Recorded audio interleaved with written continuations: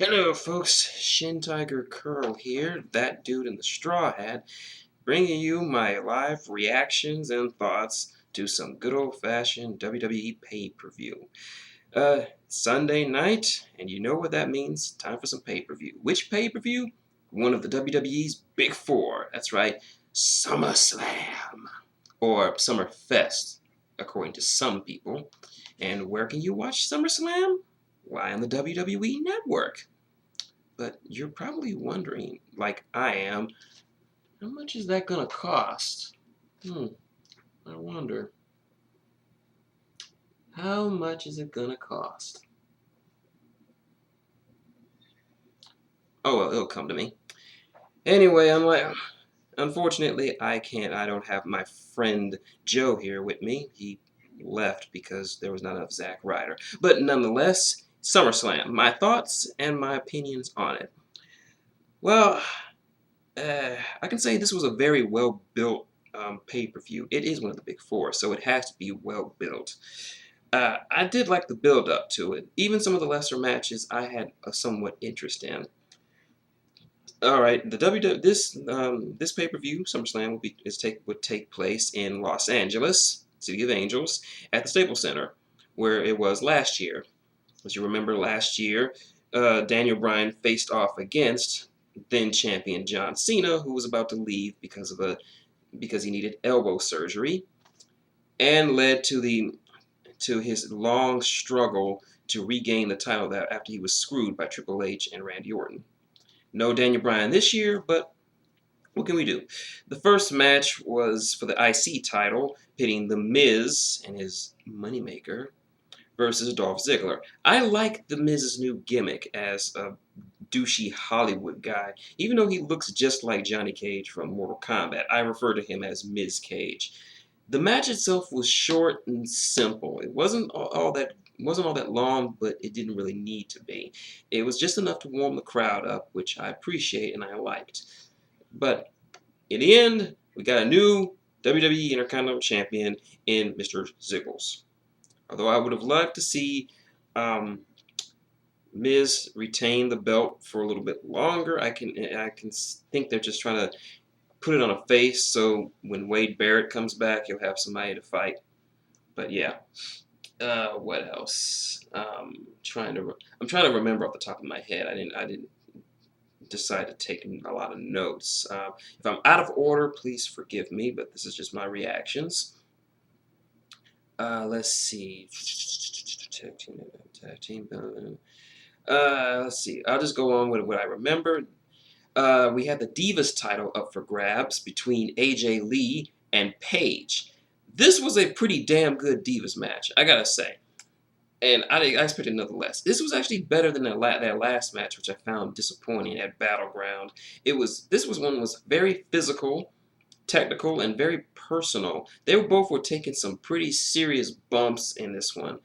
AJ tried to go for the Widow's Peak, but unfortunately, or the Black Widow, or whatever they call it. Paige counters with the Rampage, which is a packaged DDT, I guess you would call it, and takes the belt with a little homoeroticism going on there. Not that I'm complaining. Let's see, what else? Trying to remember here. Let's see. Then we had, of course, Dean Ambrose versus Seth Rollins lumberjack match. I was going to call this match, and I was going to just say this was a piss break. I am glad I watched this match. This match was fucking awesome. I mean, I've seen a lot of lumberjack matches. This was the best lumberjack match I've ever seen. Mostly driven by how crazy Dean Ambrose was. It was so out of control that they needed corporate Kane to come out there to direct operations. See, there have been many GMs and there have been many commissioners in the WWE, but there was only one director of operations. That's Kane. Why? Because he directs operations. And he directed the operations of getting the lumberjacks to act right. Needless to say, chaos ensues with the interference of both the Wyatts, Kane, all the lumberjacks. and a well-placed Money in the Bank briefcase shot to the face from good old Seth Rollins, and he picks the bones and picks up the win. This is a lot better than their no match they had at Battleground.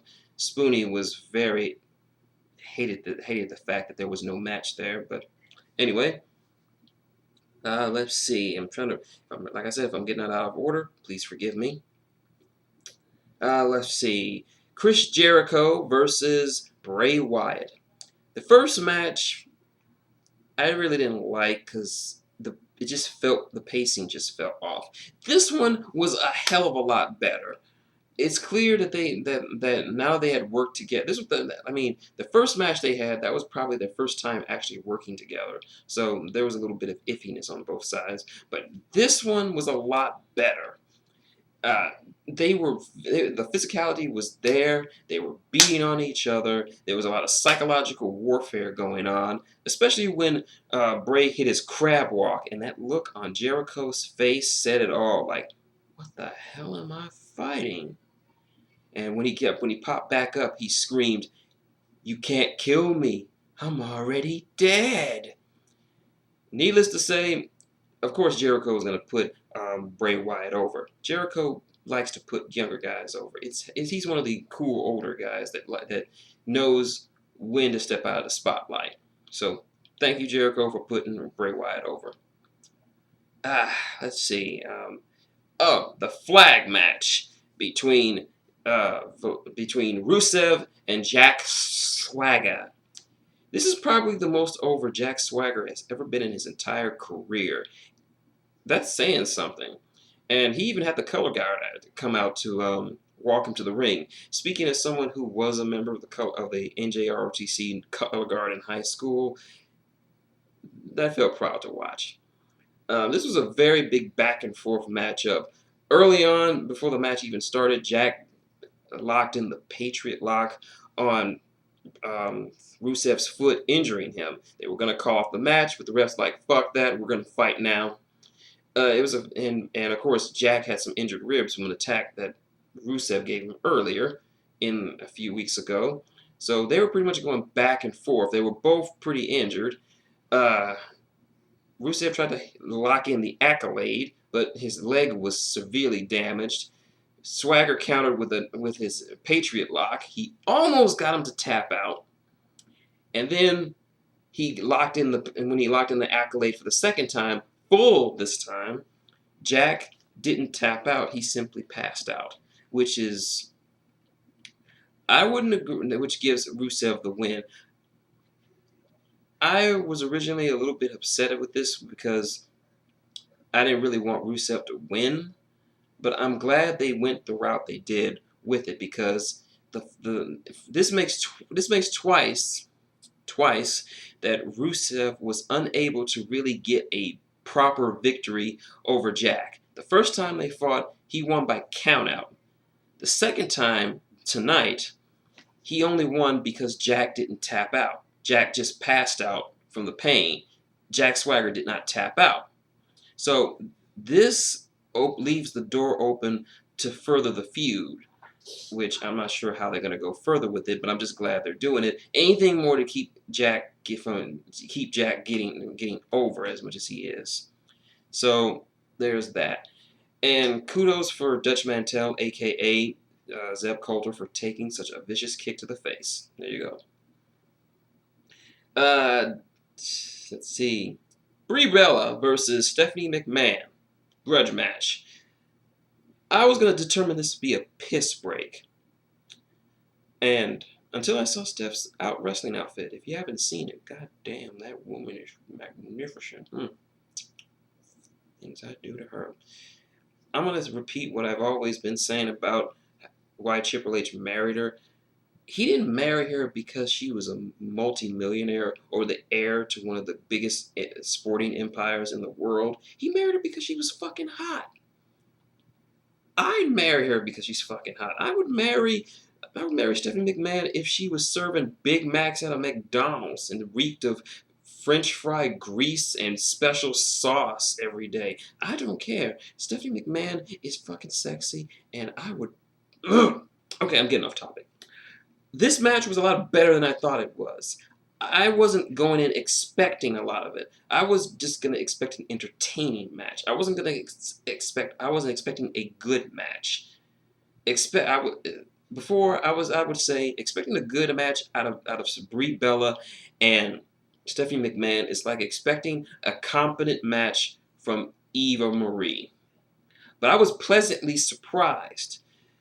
I don't know who the fuck Stephanie McMahon has been training with these last couple of months, but they need a raise. Stephanie looked goddamn dominant in this one.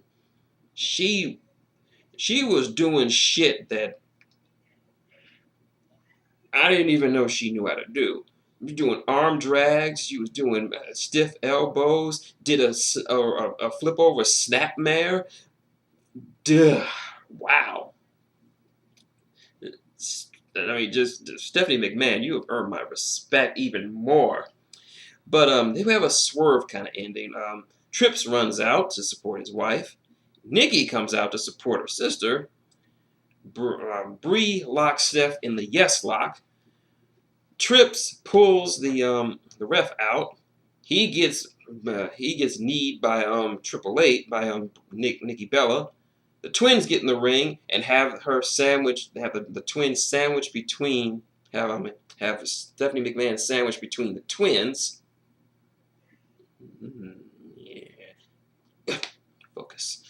And it looked like the twins were just going to have a good old-fashioned twin beatdown when Nikki pulls a swerve and knocks out her sister. Plan B. So Steph delivers the pedigree. 1, 2, 3. Sexy Power wins. Scumbag McMahon's. You're all right with me. Next to the last match. Viper Randy Orton versus Roman Reigns. This was just a straight up solid match. Not the best match on the card, but still a solid match. This was a coming up party for Roman Reigns. He took it to Randy Orton, and they just were a very physical matchup. But of course, Reigns has to get over. They're building him up for something, and he needs all the experience he can get. And it's glad that he was in the ring with such a technical wizard such as Randy Orton. Yeah, regardless of whether or not you hate him, Randy Orton is a highly gifted in-ring tactician and one of the only members of this current generation who have any kind of mastery of ring psychology. Bray Wyatt is up there, but right now it's Randy Orton. Main event. Now, there are times when I can say that I was present during moments where you didn't think that you were going to see in wrestling, and this happened to me once before this year when me, my best friend, and my brother-in-law watched as The Undertaker's undefeated streak came to an end at the hands of Brock Lesnar. Tonight is one of those nights. John Cena versus Brock Lesnar for the World Heavyweight title. This was not a match. This was a massacre. This was an execution. This was genocide. This was champicide. This was pest control. This was nothing short than a murder scene watching. It's like watching a car crash, and you know it's going to be vicious and bloody to watch, but you can't look away. This was murder. Brock Lesnar destroyed John Cena. Beating him is not a strong enough word to describe what Brock Lesnar did to John Cena. Dominate, that's good. Conquer, easy. Decimate, violate, mutilate, humiliate, any kind of ate. That's what Brock Lesnar did to John Cena. Within the first couple of minutes of the match, he hit an F5 on him. And throughout the entire match, you just saw that Lesnar was just toying with him. That he wanted John Cena to fight him just to make the match go longer. Even when John Cena kicked out of the F5, normally people will, if they hit their signature move on someone and they kick out of it, The first time, they were like, oh, what am I going to do? How am I going to put this guy down? Brock Lesnar's response, he laughed. It was like, I tried to give you a way out, but now, the pain. 16 German suplexes. 16 German suplexes were applied to John Cena. John Cena was annihilated. Whatever little bit of offense that he could put up against him, it didn't work. He tried. He even gave him the attitude adjustment, and that took all of it. Took all of it out of him. Brock Lesnar, mocking the Undertaker, rose up to his feet and just smiled. And there was a point in the match where Brock was on his feet, dancing around, telling John Cena to come at him. And John was on his back and looking at him with this horrified expression like, what have I gotten myself into? He's not human. Whatever John Cena tried to do, Brock just completely shrugged it off. And the end came when during the entire match, Brock could have really ended it anytime he wanted to. He kept telling the ref, ask him. He wanted John Cena to quit. But I don't think John Cena knew where he was. The ref, Charles Robinson, looked like he wanted to ring the bell out of mercy, but he knew John Cena well enough to know that he didn't give up. But this was just a mercy killing. And even when John tried to lock in the STF, Lesnar countered it and beat him into the mat with his bare hands before laying an F5 and winning the world title. John Cena has been conquered tonight. I would liken John Cena never before this moment. He has been beaten well enough by pretty much anyone that you can name. He has been beaten. He has never been dominated. He's never been conquered. He's never been humiliated to the point of what Brock Lesnar did to him tonight. There was nothing. You can't say it anymore. John Cena had no chance in this match. Even the commentators were like, John Cena really doesn't have a chance. I don't see how he can win. And everyone was right. Brock Lesnar conquered John Cena. This is like Brock Cena. What he did tonight was akin to what the death of Optimus Prime in the '86 Transformers movie was to kids. This could be traumatizing, and Brock Lesnar has traumatized an entire generation of little Cena fans by his utter destruction of their hero. And you know he's smiling somewhere with that shit-eating grin, and Paul Heyman's like, my client, Brock Lesnar, has conquered John Cena. He also conquered The Undertaker's undefeated streak at WrestleMania, but it's neither here nor there. I told you. But yeah, my overall thoughts, I like this pay-per-view. This was the best built, best promoted, best booked, and best presented pay-per-view that the WWE has put out all year. The matches were good. Even some of the matches that I didn't really care about were at the very least watchable, at the very most excellent. I can't really say that there is a bad match in the whole bunch. There were a lot of questionable finishes, but I can understand the logic behind some of them.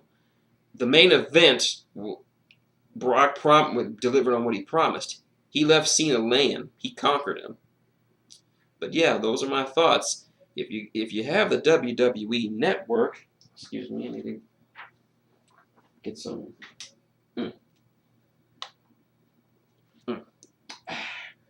To get some water. But yeah, if you have the WWE Network, you can watch the replay on your laptop or your computer or whatever device you have. But I'm still drawing a blank on just how much it is. How much? Do you know how much the WWE Network is? I don't know. Well, If you guys could figure out what how much the WWE Network is, could you let me know in the comments below? I really don't know. Anyway, so if you like what you see here, leave a comment below. Link, subscribe, do all that good jazz. So until the next time, this is shintigercurl, that dude in the straw hat, telling you to see you later and wrestle on.